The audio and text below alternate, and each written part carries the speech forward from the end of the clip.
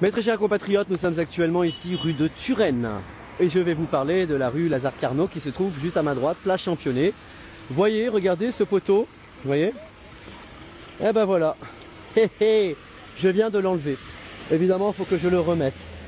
Alors cette rue, elle a été privatisée, mes très chers compatriotes, la rue Lazare Carnot, elle a été privatisée par la municipalité afin de faire plaisir à son ami, ici, pour qu'il ait sa terrasse et son espace. On enlève les places de stationnement, on privilégie les vélos, on positionne des arceaux à vélo pour transformer cette rue en un petit village, tout simplement. Alors évidemment, ça peut se défendre. Le problème, c'est que vous avez des gens qui habitent ici, des gens qui ont besoin de déposer leurs enfants, de faire leurs courses, de vivre leur vie. Eh bien non, on les oublie, on les abandonne. Regardez, même le marquage au sol n'est pas conforme, puisque vous avez ici stationnement payant encore en vert.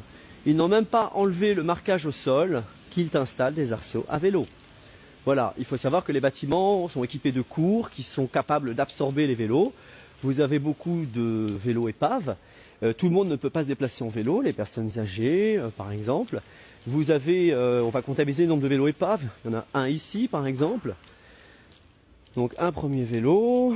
Celui-là non, il n'a pas l'air d'être épave. En plus je crois que c'est un de mes potes.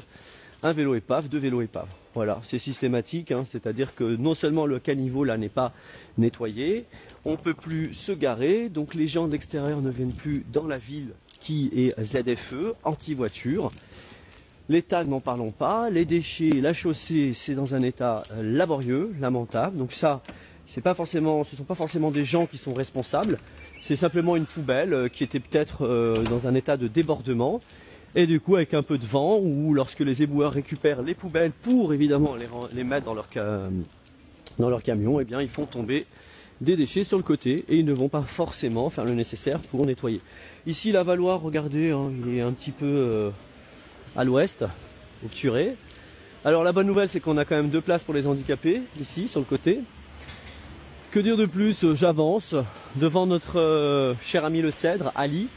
Alors, étant donné qu'il y a la fermeture de la rue Lazare Carnot, pour le plus grand plaisir du bar qui fait l'angle, puisque ce monsieur a monté une association et fait signer des gens qui n'habitent même pas dans le quartier pour que ces gens expliquent qu'ils sont pour la privatisation de cette rue, la fermeture de cette rue.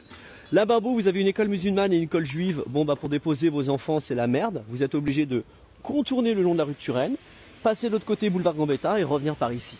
On avance maintenant rue Humbert II et on regarde ce qui se passe. Alors, quelles sont les nouveautés? Eh bien, petit à petit, nos chers amis escrolos profitent de l'absence